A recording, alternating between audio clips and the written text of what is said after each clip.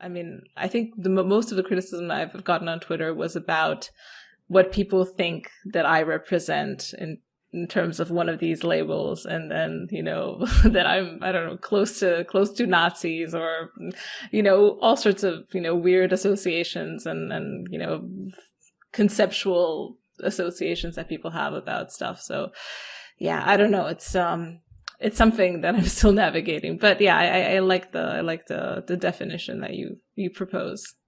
Yeah. Well, it's people are mad at you, really? Yeah, I mean, people are mad at everyone on Twitter. It's just I like guess that's true. I don't see it when people are mad at you, but like I'm sure they Oh are. yeah. Yeah. Oh no, people get mad at me. I mean, I I like yesterday the Derek Chauvin verdict came down, and I was sort of oh, how to put it, like flamboyantly not caring about it. I mean because I sort of resented it. I care a lot about Minneapolis. I grew up there in for a large part of my life, and I care a lot about any number of things related to the trial, but like everybody caring about the same thing at the same time in the same way feels sort of it felt kitschy to me. Have you read Kundera? I don't know if that's actually popular, but he talks a lot about Soviet kitsch and the unbearable lightness of being, and the sentiment, the outpouring of sentiment yesterday. I mean, I think for a lot of people it was genuine in some sense, but there was it felt very kitschy, and I mean the entire situation still feels complicated and gross to me, and I don't know if there's anything really good to be derived from it. And a lot of my, I don't know, I don't want to say contempt, but levity about the entire situation, and like conspicuous refusal to care was just sort of an effort to like make space for people who wanted to not be swept up in that. And people were mad about that, because of course people are mad about it. I mean, like any time that break with um some mini zeitgeist, like people are going to be pissed, and that's Yeah. fine. Yeah, especially because your position was that you don't care. Like you have to care one way or the other. You either have to be Yeah. outraged because I don't know, it took too long, or you have to be outraged because it's the wrong verdict, and obviously he was innocent or whatever. Yeah, it's a crazy thing. Like even me in my little Romanian Hamlet was thinking, what should my position be on? Oh God. Yeah, Yeah. no. Right. And it's, yeah, I mean, I think it's very interesting to me that somebody is trying to care a lot about something, and you just clearly are not willing to resonate with them emotionally on that thing. I mean, people often take it very personally, and you know I don't know, I do not believe that a lot of people are going to remember this in like a year. you know on the other hand, I guess people still get pissed about OJ Simpson, so who can say? Yeah, and also it's not really an event anymore. It's been through the machine multiple times.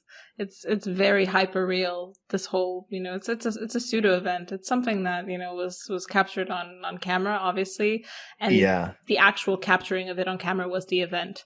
The fact that we have this nugget of information that can get ping ponged around the internet and reinterpreted and restyled through everyone's filter, and then yeah, that's the event. I mean, things like these Oh happen all the yeah. time.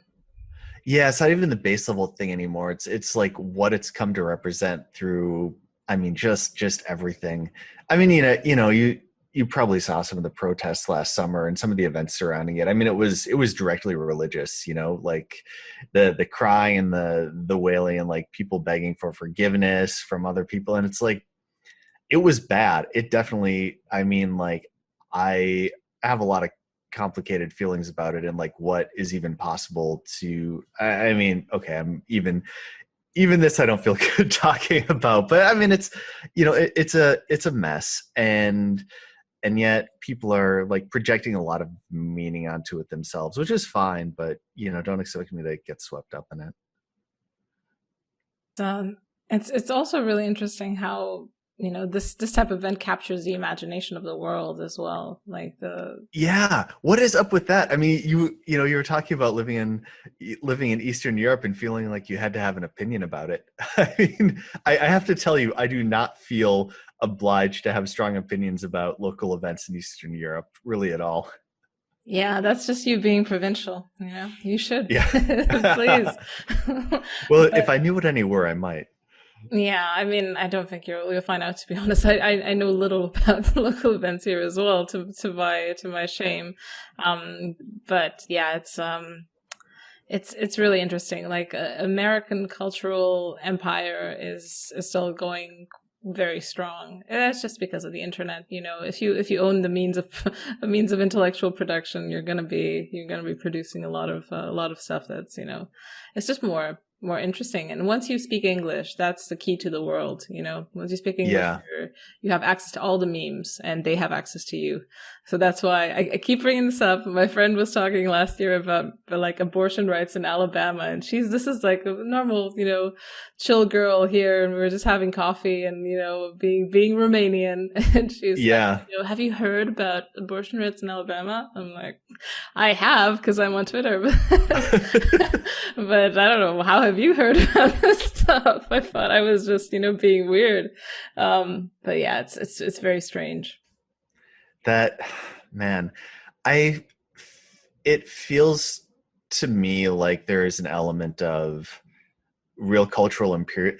I don't know. I mean, you look at you look at the world as it existed, maybe 30 or 40 years ago, and it seems like there was quite a lot of American cultural imperialism.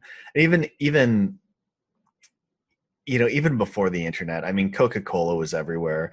I had a friend maybe 10 or 12 years ago who, between grad school and between his first job out of college and grad school, fascinating guy. He blogs now at A Fine Theorem, which is just a hardcore econ blog. But this guy Kevin Bryan um, was he. This is back when it was very easy to rack up huge quantities of airplane miles by running credit cards, and he had a scam where he was working at a Federal Reserve Bank, and what he did was he took an airline credit card where you get free miles, and every month he would open a new one, so he would get the bonus miles from opening the credit card, and then he would max out the credit card buying currency directly from the Federal Reserve at face value. So he would get a huge amount of points from that. He would take the currency that he bought, go and deposit it in his bank account, and then he would pay off his credit card. So by the end of this, he had like millions of frequent flyer miles as bonuses from his credit cards. And he just took a year off to fly around the world for free.